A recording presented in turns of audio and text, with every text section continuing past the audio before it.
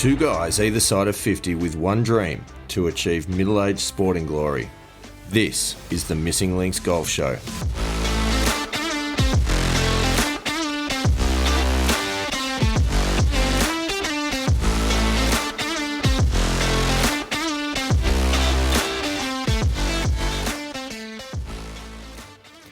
Welcome back. This is episode 3 of the Missing Links Golf Show. I'm Steve Hinks, joined once again by one of the most magnificent humans on the planet, Andy Walker. Welcome.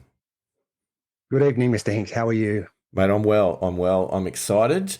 This is a big show because we're going to talk about our actual development plans tonight. I'm very excited to hear what you've got planned to develop your game. I'm very excited to share what I've got planned. But before we do that, I thought we might just give a little bit of an update from our listeners. And to start with, I am amazed. Is that our global This listeners? Is our global listeners. That is correct.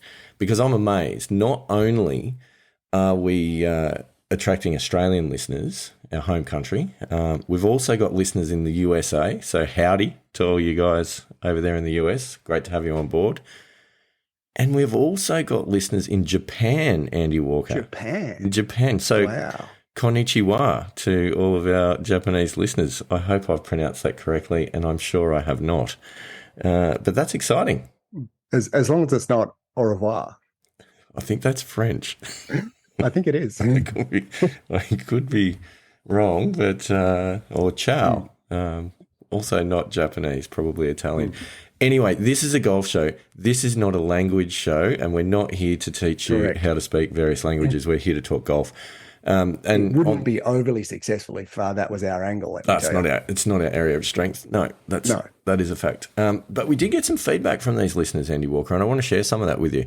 And thank you to everyone that's reached out, either directly or via our Facebook page, which of course is the Missing Links Golf Show. Find us on Facebook. I will drop the link into the show notes actually for this to make it a bit easier for everyone to find us. But a few things that came through, and I was thrilled to get this. I feel like this is incredibly positive feedback. Andy Walker, interested on your thoughts, but I got a message saying it was better than I expected. Wow. That is quality. It's glowing. Yeah. It's definitely glowing. Yeah. Well, at least the expectations of our listeners aren't particularly high. So, there's the low bar, which means we're going to overachieve. Regardless on what happens, I feel like we're going to overachieve from that level of expectation. I actually think there's a lot to be learned on the golf course from this, and that is appropriate expectation setting. Obviously, they thought two blokes, never done this before, having a chat about golf will set the expectation levels quite low. And I don't know if we cleared the bar easily or if we maybe stumbled across it and it had a bit of a wobble, but hey, we'll take it.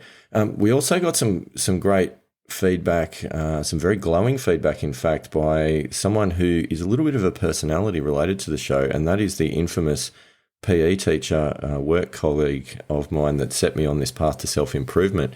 For the purpose of the show, we'll call him Paul, largely because that's his name, who gave us some great feedback, but then he unfortunately went and ruined it all because he said that I would have preferred you to describe me as the dashingly handsome ex-PE teacher.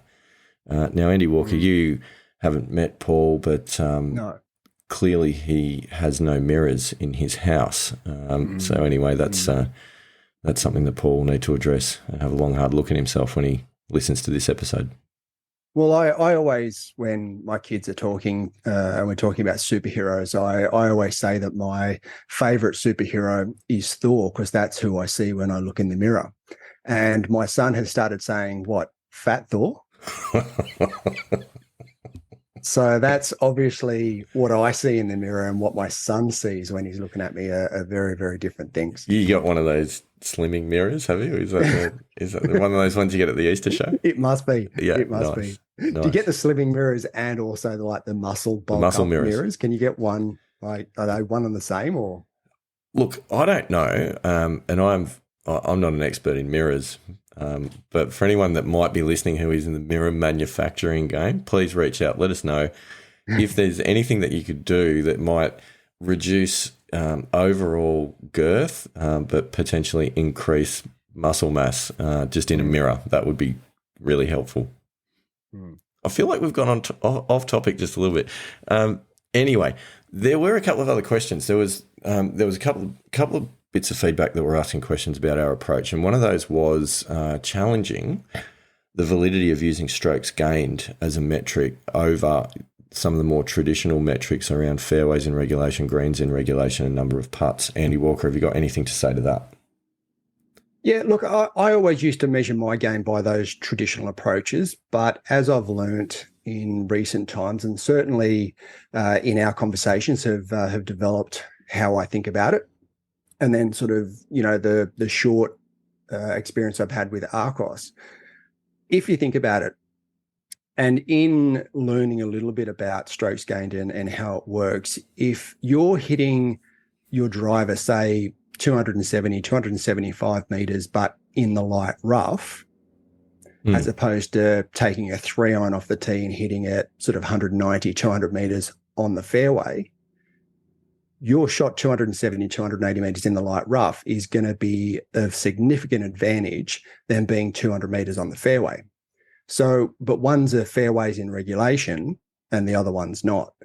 So when you're looking at the metric, specifically fairways in regulation, I think that isn't the best metric to use, because I can see how the drive in the light rough, you'll be significantly better off with a significantly shorter approach shot into the green, and you're going to make birdie hitting a 9-iron or a wedge rather than possibly a 4-iron, 5-iron from a lot further out. I totally agree. And I think we've all played in a 4-ball where someone has teed off and cold topped one, and it's rolled 100 metres and just crept on to the beginning of the fairway. And invariably there'll be that classic comment, which is hilarious, by the way. So if anyone out there says this on a regular basis, please keep it up, because it's the funniest thing in the world when you've cold topped a driver. But of course the call will go out and go, hey, at least it's a fairway in regulation, which is true, but you're not getting there for two. So I think all things being equal, hitting the fairway is better. Totally agree with that, but not at the expense of distance, which I think is where strokes gained melds those two things together. Correct. There was another piece of feedback which came back that was challenging our view, which we seem to have taken, and I don't think we've deliberately done this, but the numbers have led us in this direction, that there is more to be gained by improving your ball striking than there is by focusing your time on improving your short game, and in particular your putting. Now, I've got a very simple answer to this, and that is that I wouldn't ever say that you do it at the expense of putting work into your putting, and I think we'll both get to that when we talk about our improvement plans. And also, this, remember, is for amateur club golfers. This is probably not necessarily something that you'd be saying to PGA Tour pros who are all at an elite level of ball striking already. But take someone like myself, for example, playing off a 10. Say I shoot 80 to 82, for a round, which is around about handicap. I've looked at my stats. My average number of putts this year, so this is across 38 rounds, is 32.5 putts per round. Now, a golf course is set up as par 72 for played in regulation. You've got 36 putts, 2 putts per hole, and that leaves 36 shots tee to green. So if I'm shooting 80 odd, say 80 because the maths is easier, and I've got 32.5 putts, which is under regulation, obviously because I'm chipping a fair bit. But what it means is tee to green, I've actually hit 47.5 shots to the regulation of 36. If you flipped that and you said I was tee to green in 32.5, but I had 47.5 putts, well, obviously your putting's a problem, right? But I think we're at 36, and I just don't think people think about golf that way. But I'm obviously burning 11 and a half shots is more than my handicap tee to green, and I'm saving a few putting. So it's tee to green where I need to focus, I think, quite clearly. Yeah. And look, I've always been very focused on ball striking. I think I mentioned last week that I did that to the exclusion of my short game and putting. And as you just mentioned, that's not a good thing either. But as amateurs, and certainly where I'm at sort of 4 or 5 and up, if you're two putting regularly on the vast majority of greens, then that's what your goal should be. It should be to two putt the majority of the greens, especially when you hit a green in regulation and you're 20 to 30 feet from the hole. Your main priority is just to lag the putt to the hole and to putt it. So it's more for me about distance control and speed control rather than actually getting it in the hole. I think the stats will back that up because even at Tour Pro level, from 8 feet, they're 50-50.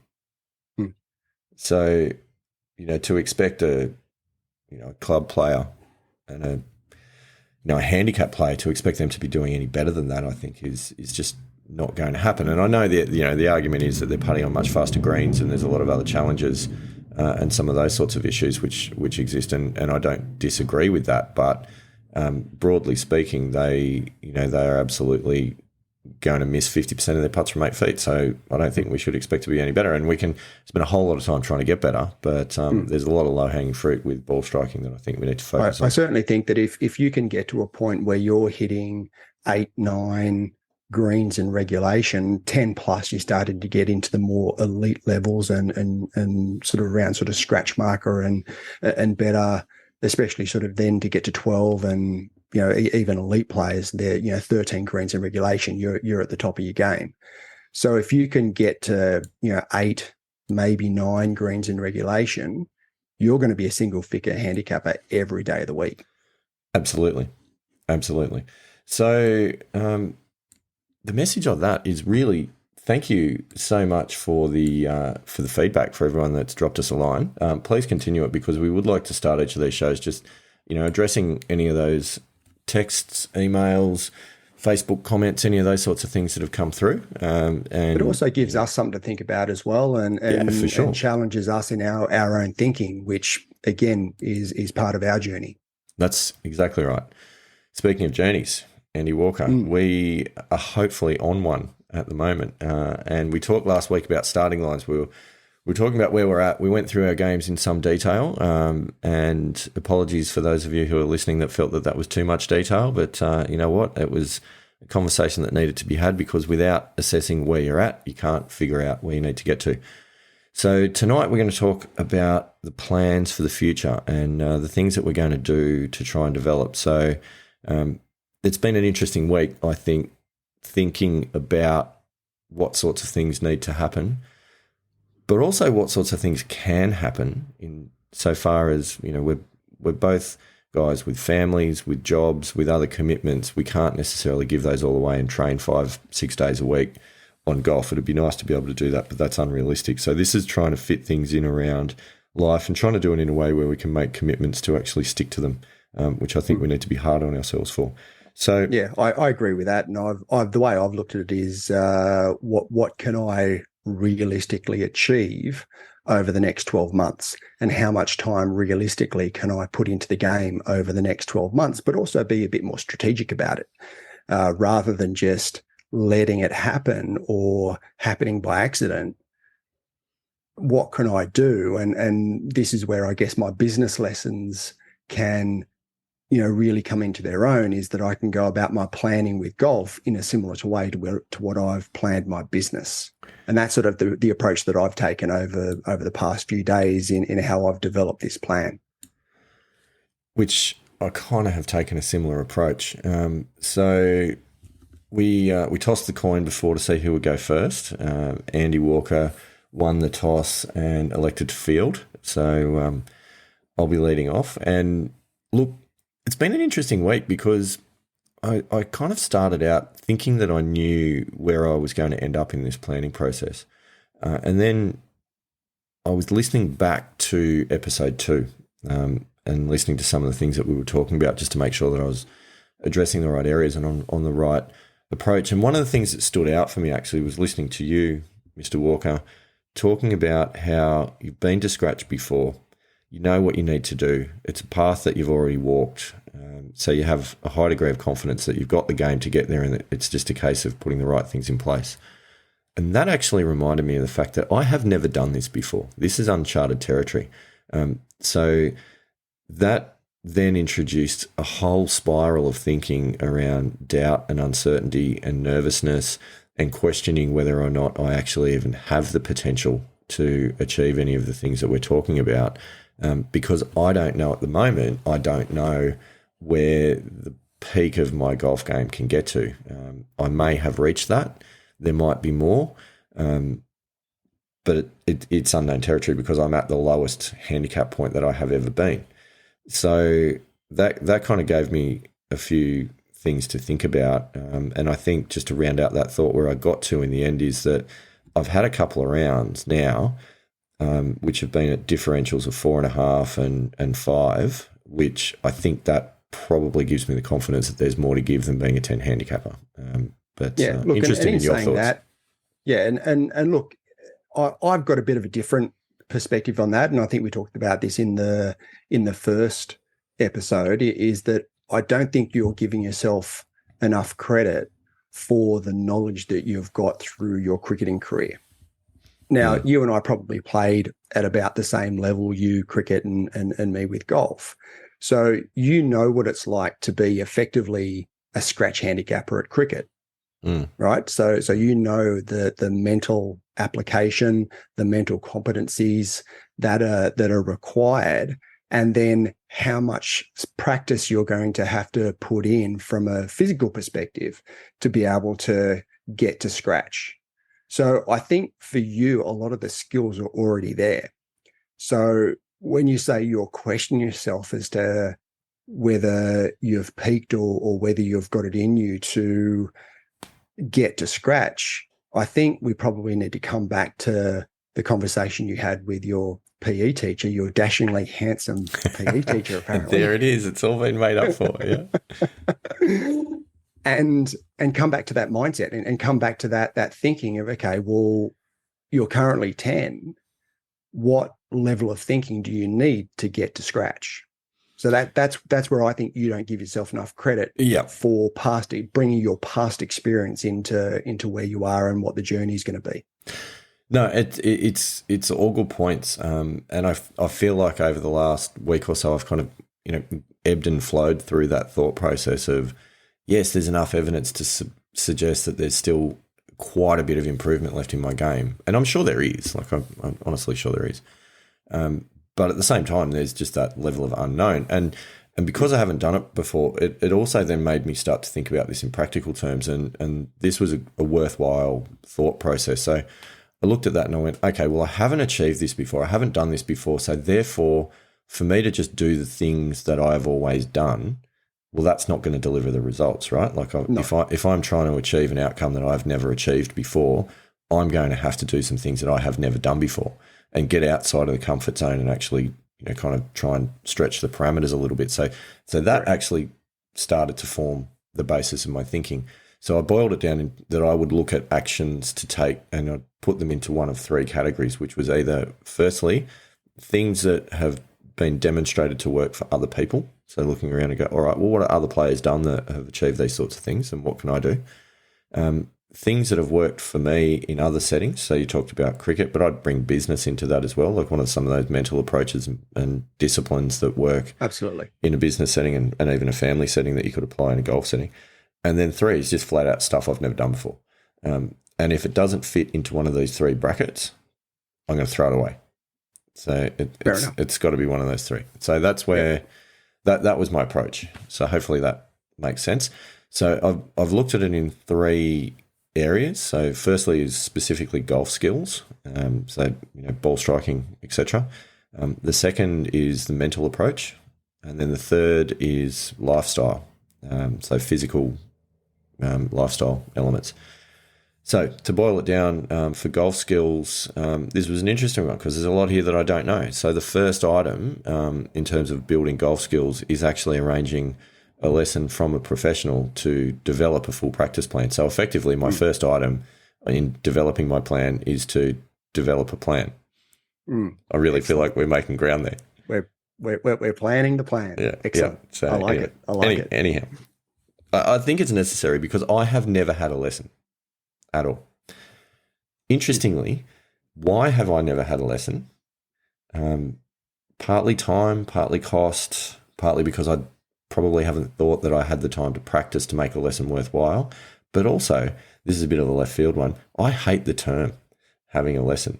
I would rather get a coach and have a training plan and go and practice rather than having a teacher and having a lesson. It just, to me, the language feels wrong. But maybe that's something for golf more broadly to think about. It feels very old school and very powered, dynamic driven and all those sorts of things. So, and being someone that couldn't wait to get out of school when it comes to sport, I don't want to go back into the classroom and have another lesson. I understand that. I understand that completely. Yeah. But if you think about that language that's used, and especially when you look at tour players, they don't talk about going and having a lesson. They've got coaches. Yeah. And they've got their swing coaches, they've got their short game coaches, they've got their mental coaches, they've got all sorts of coaches that they've got. So you make a really valid point that getting a coach is certainly, an important part of the process. Yeah, and that's going to be the conversation that I have. So what I don't want to do is to go and, just have someone go, oh, you're holding the club wrong with your grip, move your top hand around and do it like this. What I do want to do is have someone go, this is where you're currently at. This is the destination you want to get to. Let's work on a development plan and a training plan and actually work together over this for a period of time, not just fixing symptoms, if that makes sense. And I think that might mean that I need to talk to more than one club pro to get the right person that's actually going to partner. And I'd really recommend that. So do you know what you want in a coach? Have you figured that out yet, or that's part of the planning for the plan? Yeah, I feel like that's part of the planning for the plan, to be honest. I think I've got a bit of an idea. I want somebody who's not just looking at the quick fix. I want someone that actually wants to help get to a destination, wants to look at my game as a whole and develop a plan to help me improve, not just to say, here's a technical change that you need to go away and work on without any context. So I think we need to start big picture and work down from there.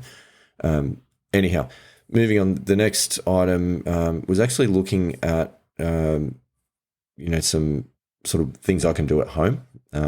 So I have ordered a hitting net to smack balls into at home, Nice. which I feel might be necessary because I don't really have access to a driving range. Away from windows? Ideally, yes, at least away from my own windows. So sorry to any of the neighbours.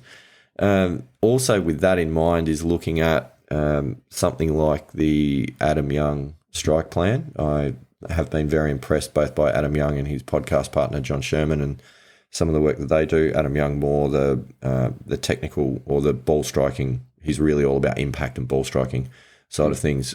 John is more about the mental approach. I like both of their theories, so I think that could be something to look at. And we've talked a lot about John Sherman. I mean, I've bought his book, an audio book, and I'm actually quite interested in his in John Sherman's coaching course, training course, and buying that. So it'd be interesting to see what the differences are there. Yeah, I did read his book also, and I thought it was excellent. So there's that. And then the other thing, because I don't want to ignore the short game, I think that there is value in still doing that. And so one of the things that I want to do is committing to practicing just half-hour session, 2 mornings a week on the way to work, stopping by the golf course and having a bit of a putt for half an hour on the practice green, just to keep some of those skills up. And obviously planning to plan, I need to figure out a few good drills to actually make the most out of that time. So that's my golf skills section. Thoughts, Andy Walker? Am I missing anything? Yeah, look, I think that's a good start. Again, I think that when it comes to engaging a coach, I think that you really need to figure out what it is that you're after in a coach. It's one of the things that I've been thinking about over the past week, as to, because there are some older school coaches that will, they're very, very good, but they come at it from more, say, the fairways and greens and regulation, and they don't really have a stats based approach to what they're doing. So, do you want someone who's going to incorporate what you're doing with shot scope and have a stats based approach, or absolutely, or do you want something that's going to be a bit more, I guess, flexible in the approach? No, I think I need whoever I choose to actually kind of engage in the process that we're going down, and someone ideally that sort of shares a similar philosophy to the game.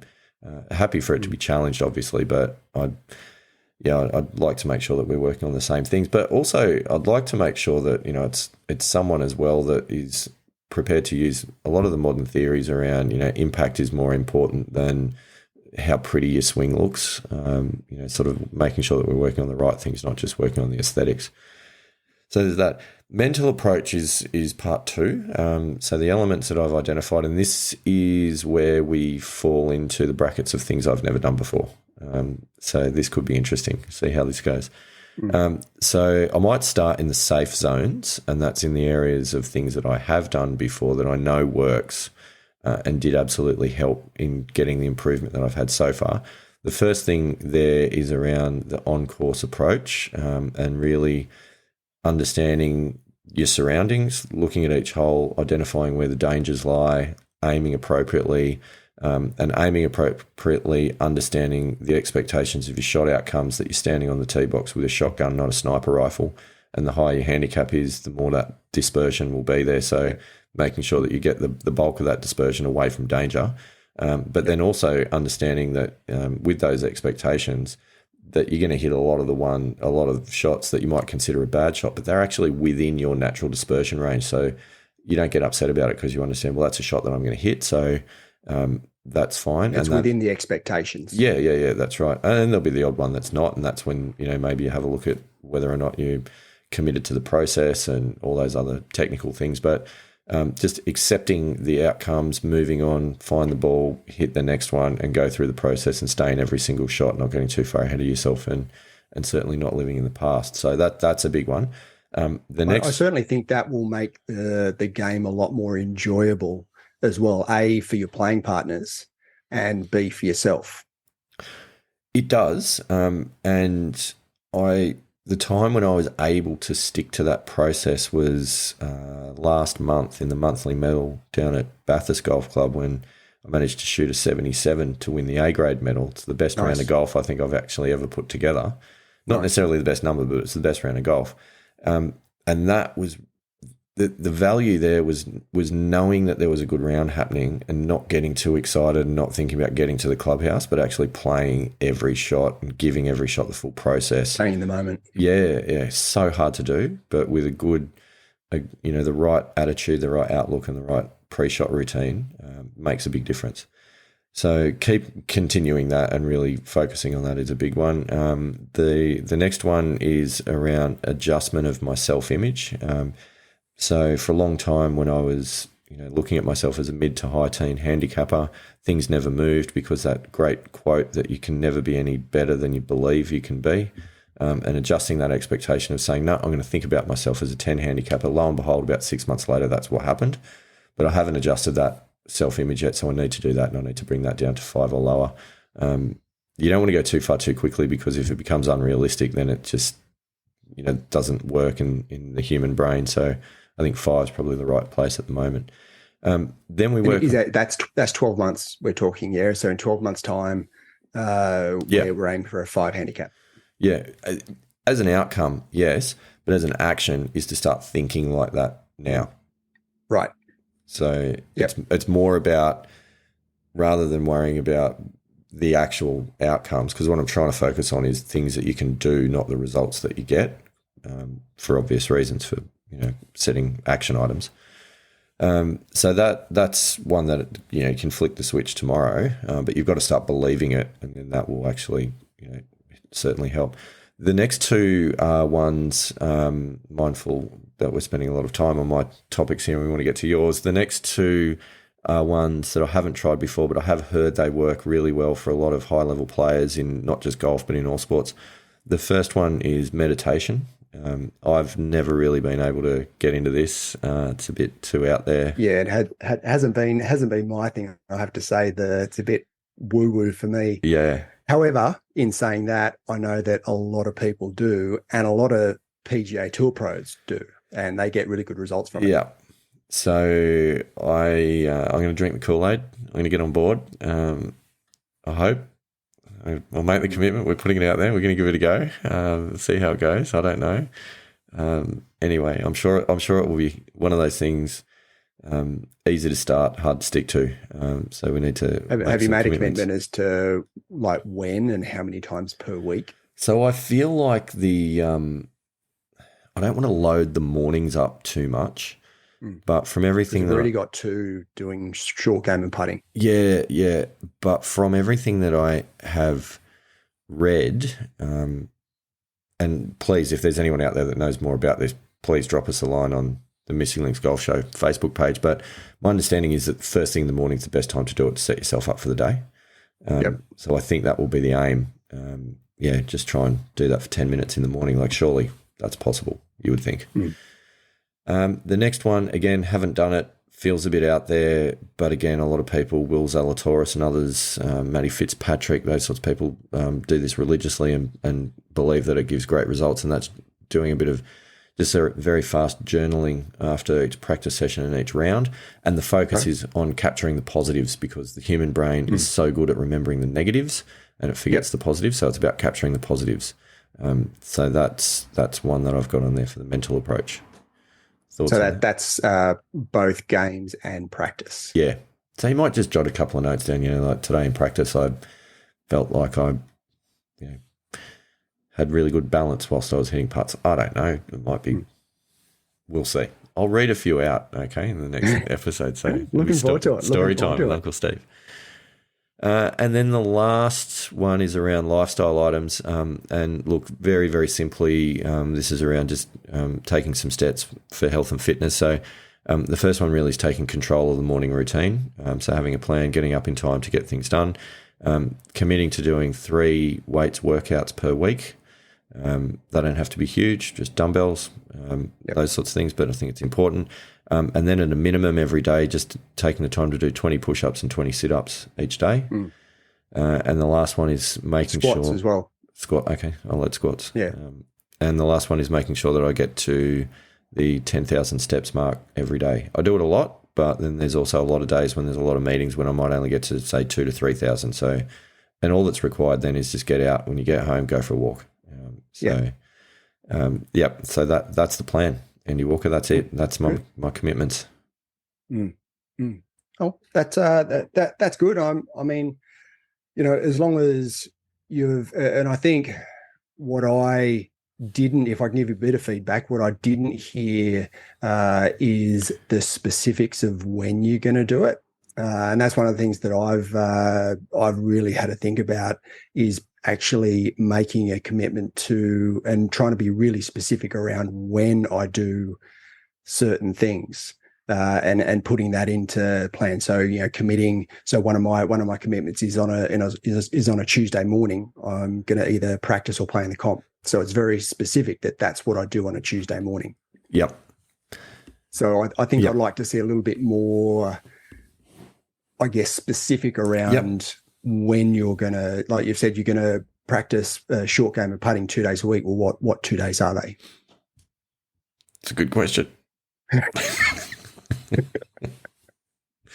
No, it's good. It's good. I will do that, and I'll resubmit my assignment for marking. Yes, so, please. Yeah. So thank you. Your turn. What do you got? Okay. Well, I've put together what I think is about as comprehensive as I need at this point in time. I've come at it from a similar perspective to what you have, in that I've got various buckets that I've put my strategies into, being play and practice, practice structure when I do practice, stats, fitness, and then opportunities for further development. So if you look at sort of goals and what I'd like to achieve in 12 months, I haven't put a handicap in here. It's been more around the ARCOS and ARCOS stats and the stack stats, or one stat in particular.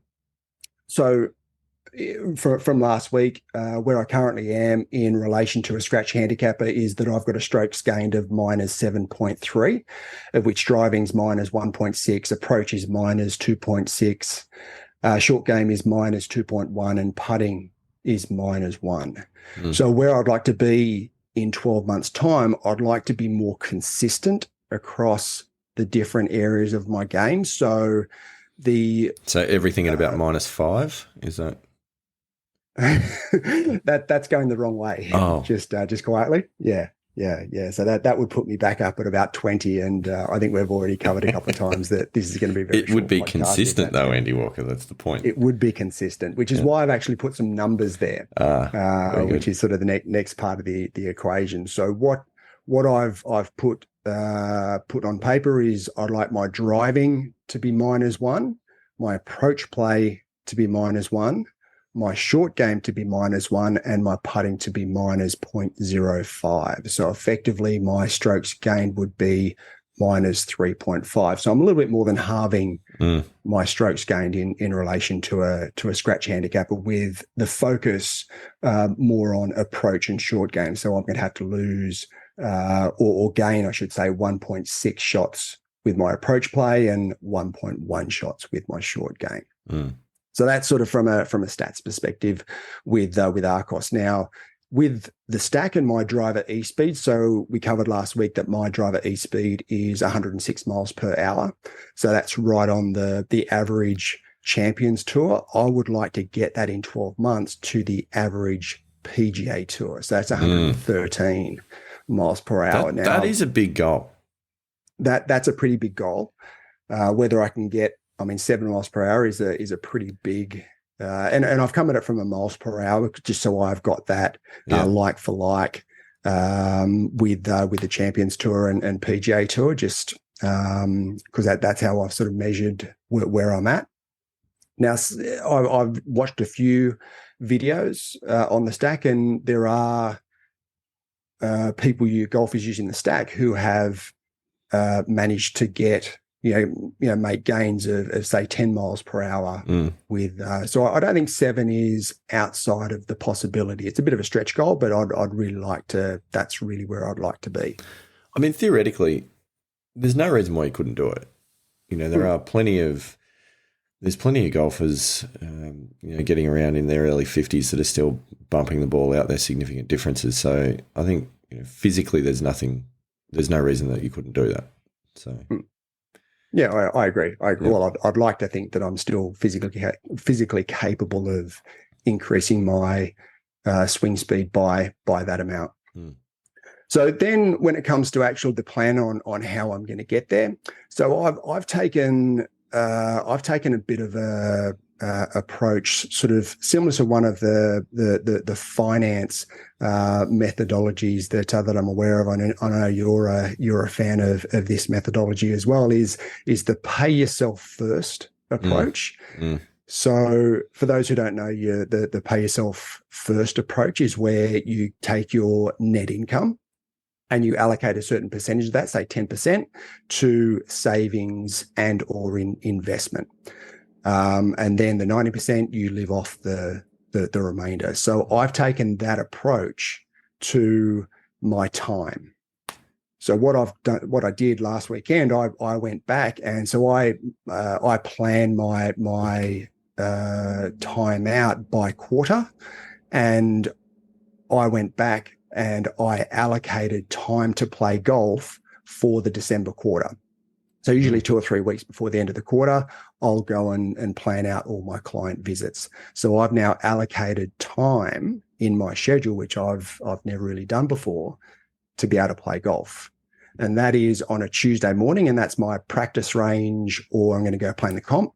And then on a Saturday afternoon, I'm going to have a short game and putting session. Now, I've got to have a bit of flexibility, because the way that that my quarter works is that I usually have a really, really full-on month. Then I'll have a quiet month, and then I'll have one that's about in between. So I've got to have a little bit of flexibility, because obviously if I don't fulfill my client obligations, I'm not going to get paid. Which brings its own problems.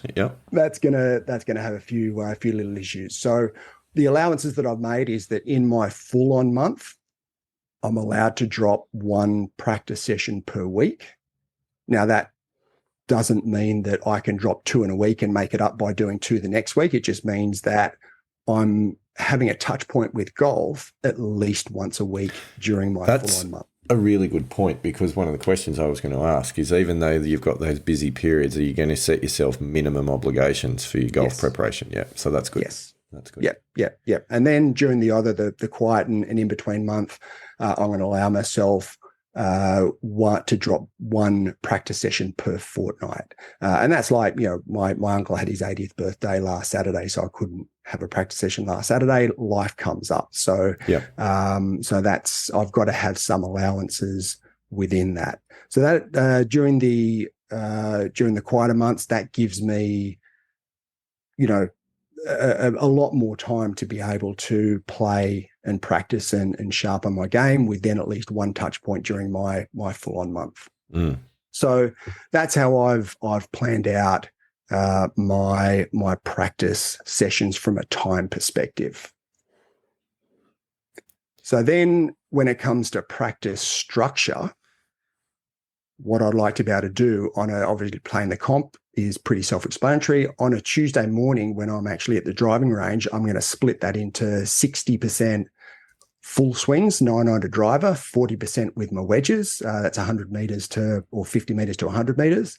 And then on a Saturday afternoon, the 2-hour session I've got on a Saturday afternoon, it'll be an hour and a half chipping, pitching, and then 30 minutes of putting and putting drills. Okay. So a question that I've got for that, range sessions are interesting. Range sessions, even short game facility sessions are interesting, because I don't think a lot of people know how to do them properly. And I probably put myself in that bracket. There's a lot of conversation that you hear around the place about the difference between block practice, differential practice. There's another type in there as well, which I can't remember the name of at the moment, but essentially block practice, grab a 7-iron, smack 30 of them, do the same thing over and over again. You're grooving out a swing, you're trying to work on something specific. Differential practice, random practice was the other one. Random practice is where you go, I'm going to hit a driver at a certain target, and then based on that result, I'm going to grab maybe a 5-iron, because that's going to be my approach. So I'm just trying to replicate the game a little bit more, so you're not just doing the same thing over and over again. And importantly, each shot you do, you step away from the bay, you go through your routine again, and you're doing all those things to try and make it as real as possible. And then differential practice is one of the ones that Adam Young talks about in some of his work, which is where you're going in your skill building, saying, I'm going to take my whatever club and I'm going to try and hit 5 off the toe, 5 off the heel, 5 off the center, and you're actually working on club face control. Or you might be saying, I'm going to hit a few with the club face wide open, I'm going to hit a few really closing the club face, so you know how to actually work on specific skills. So are you going to work any of that sort of stuff into your program on the range, or is it just beating balls? No, definitely. So, and I've been doing this for a little while now, is splitting the bucket of balls up into 10 balls. So for instance, say I've got 100 balls, I'll split that into 10 lots of 10. Which is good maths for you. It's very, very good maths for me. And then what I'll do is I'll hit 10 shots with a specific club, and that's taking my full routine as I would on the golf course. So at the start of each shot, I'll go back, I'll line up my target, and then I'll walk in as if I'm playing a full shot. So that's not just putting the next ball down and hitting it. It is going through my full pre-shot routine to hit it. So I'll hit 10 balls, say, with an 8-iron, and then I'll put the club in the bag, pull out a 5-iron, and I'll hit 10 balls with that 5-iron. And again, I'll go through my full pre-shot routine for that. And obviously, hitting at a different target. Excellent. Okay. Have you got more?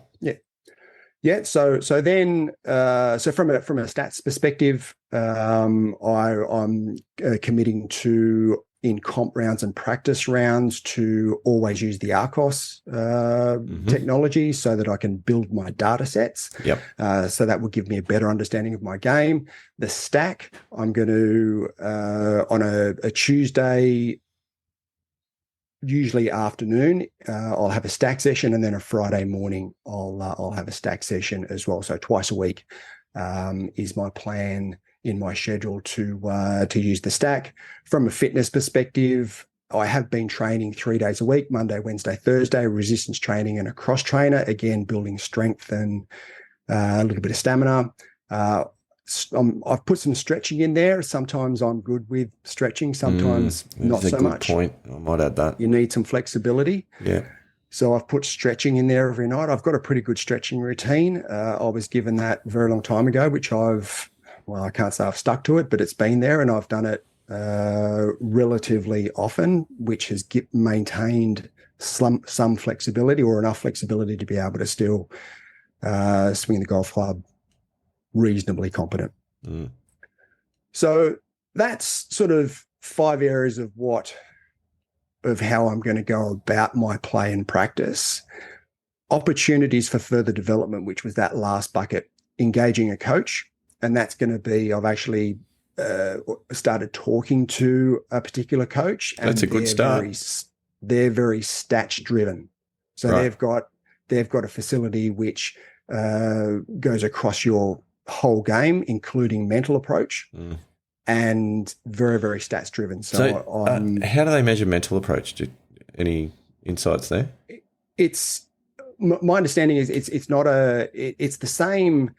It's the same approach that Jason Day has used. Right. So I'm not 100% familiar with what it is. I've just sort of read a very high level view on it. So I haven't had a chance to really do a lot of research, but I know it's part of their golfing program. Interesting. That could be a topic for another episode, I think. Yeah. And I think the mental side we need to dive into for a full episode at some point. Yep. Absolutely. Yep. And the two other opportunities for further development, club fitting. Yeah. 100%. Which at some stage I will do. It's probably not appropriate right now, but 4 to 6 months, it probably will be. So can I just jump in on that topic? Because it's a favourite of mine. I do. No, it's a favourite of yours. Fair enough. Like the timing's got to be right, financially and all those other things as well, because it is not a cheap process. And I do have some commitments at the moment financially, which means it's not appropriate at the moment to be able to spend multiple $1,000s on a set of golf clubs, but that's going to change. 4 to 6 months is going to be a different proposition. Can I make a suggestion for you? Yep. Just, you don't have to follow it, as I know you won't if you don't like it. I've known you long enough. And that is understand all the things you've just said. I think the urgent fitting requirement in your bag is driver. Okay. Now, I really want to know the answer to this question of whether or not you're in the right or wrong driver, head, shaft, match up, the whole thing. Even though you don't need to buy it immediately, can you please go and get the fitting done sooner rather than later? Because I'm dying to know the answer to this question of what suits your game. I will definitely ask that question. I had thought about that. One of the things that is part of the first lesson that we've talked about is doing the full TrackMan stats analysis session, so that we can understand exactly where my golf game is from a TrackMan stats perspective, and then I'll present the plan that I have, and I'm sure that there'll be some changes and suggestions made to how I can alter that plan. Yep. Okay. Excellent. That's exciting. We need resolution on this point. I'll get that. I'll get that information when I commit and have my first lesson. Excellent. That is exciting. Last one, which is going to be an interesting journey, and I'm really interested in learning more about this technique, is Aimpoint. I bought the Aimpoint system. Yes. And I've done a little bit of initial looking at it. Yes. And is that I'm Mark Sweeney? Mark Sweeney. Mark Sweeney. Yeah. I listened to him talk recently, and it got me interested, because I've always thought, I haven't really thought too much about Aimpoint, to be honest with you. I know Adam Scott and now a number of the tool pros use Aimpoint, but I've never really given it that much thought. And I heard him talking about it, more so in relation to slow play, in that Aimpoint gets blamed for slow play. And Mark Sweeney says that's actually, if you're doing Aimpoint correctly, it actually is a faster approach than looking at the putt from all angles. And I've yeah, heard I've heard the same defence applied to Patrick Cantlay. Jury's out on that one, but yes, I have heard that story. Yeah. So it's going to be interesting. I haven't been out in the golf course. I've watched the video. I haven't been out in the golf course or on the practice green to try it, but that is one thing that in watching the video, logically it makes sense to me. So if logically it makes sense, then I'm going to go and have a crack and see if it works. Yeah, no, that is really interesting. I'm looking forward to hearing how that goes. And I think everyone would be really interested to know how it works, but unfortunately we are going to be bound by copyright on this to not be able to actually give away any of the secrets on the show, which is a shame, but that is the reality of copyright law. But you can absolutely give us the feedback on whether or not it works and how much of a difference it makes to your game, and then people can go away and make their own decisions. Yeah, well, certainly I'll do that, and we'll be able to see it with strokes gained, and if I decide to implement that into my game, then certainly from a strokes gained perspective, we've got the baseline measurement here. So that's right. If all of a sudden my strokes gained goes from -1 to 0, then it's a really, really good thing. Yeah, that is exciting, and that is a good list. I think. We have gone a little bit over with tonight's episode, but I think there's a lot of really good information in there. And Andy Walker, I would like to make a suggestion for both of us, for all of our listeners, is that we firm up these training plans a little bit more. I'll put some commitments on them with dates and times and some of those sorts of things. Maybe we pretty them up on a PDF or something like that, and we'll pop them on the Facebook page as a resource, because I think one of the things when we started out on this show was that we were doing it because we wanted to figure out how to get better. We had a desire to improve our game, and we wanted to try and get better. And so doing this was a way of actually giving ourselves some structure to do that. I think it's fair to say that a lot of people that would be listening because they also want to get better, but they probably just don't really know how to start because they haven't had the reason or the time or the opportunity to sit down and think about it. So if we can share and that's what I never really did. I never really thought about how I was going to go about golf and how to structure it and how to put a framework in place so that I can play and practice more, which this whole process, even in 3 episodes, this has given me so much more food for thought than what I'd probably had for the last 27 years in relation to golf. Which is crazy, because we've not even got any advice from anyone that knows what they're talking about yet. It's just us talking about it. But it's true. It's interesting. Like I've thought about going and getting, finding a coach. I'm not going to say getting a lesson, but finding a coach. I've thought about doing that for years, but never got around to doing it. But this is going to be the impetus to do that. You're committed. That's exactly right. So we will do that. We will pop that on the Facebook page as soon as we possibly can. Some other really exciting news is, for the first time in the history of this podcast, it's really 2 weeks when you look at episode 1 and 3 only being separated by 2 weeks. I am playing a comp round this Saturday. Nice. So that's in a couple of days now from recording time. So it'll be literally tomorrow morning, probably from when this podcast gets released. So I'm playing a comp round this Saturday at my dad's club. So that's exciting. We'll get out, and it is an individual Stableford with a better ball in conjunction. So no pressure, Donnie, but don't let me down.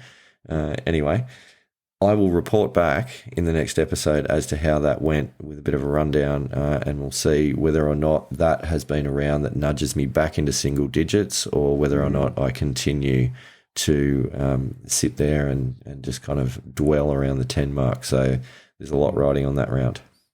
Yeah, well, I haven't booked into any comp rounds over the next couple of weeks, so I've still got my 2.8 round still sitting there over my head. Yeah, it's still sitting there as my 20th round. So yeah, I went to the range yesterday, which was really good, had a really good range session. And next week I've actually been invited out to play Magenta Shores again, which I'm really looking forward to, but that won't be a comp round. Shame. So I'm going to have to shift my Tuesday day to Friday next week, because I'm playing on Friday. I see. And probably just a point worth raising for all of our many listeners in the US and in Japan. I'm not quite sure how it works in Japan, but I do know a little bit about how it works in the US, where pretty much any round that you play, you can submit to I think it's the GIN app, the Golf Handicap, the other two numbers, index. Jobby. Anyway, you submit any round that you play, and then that becomes a handicapping round. That's my understanding of it. In Australia, it's different. It has to be a comp round. So if designated comp round. Yeah. So if we went out and just played 18 holes together, even if even if we kept score, we can't submit it. So it has to be comp rounds. Has to be under tournament conditions. So I do think that sometimes makes it harder. It definitely makes it harder to play a lot. But it also means that every handicap round that you've got is actually under tournament conditions, with all the pressures and nerves and everything that comes. So I like it. I think it's good. It doesn't really matter if I like it or not. That's the way it is. That is. But this Saturday is an opportunity to get out and see if we can get back into the 9s or lower. Nice. I will keep you posted. Good luck. Thank you. But ladies and gentlemen, because we do have some female listeners out there as well. It's good to know. This is not a men's-only podcast. There's a lot of women out there that play golf and that are interested. So for everyone, thank you so much for listening. We will pop as much of this information as we possibly can on the Facebook page, so get on it. That is the Missing Links Golf Show on Facebook. Please also, if you haven't already, subscribe, tick the auto download box on our podcast on whatever streaming service that you're listening to it from. Please feel free to give us a review. 5-star ones are always more welcome than anything else. But honesty is important in this world as well.